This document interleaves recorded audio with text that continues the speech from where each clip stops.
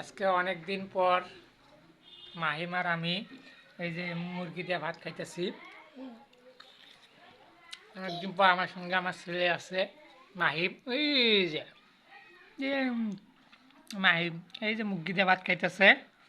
তার সঙ্গে আমরা একসঙ্গে খাইতেছি, দুজন বাপ পুত মিলে ভাত।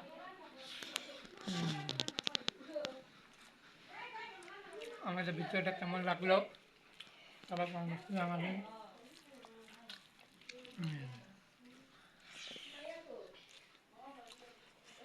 মুরগি দিয়ে খাওয়া।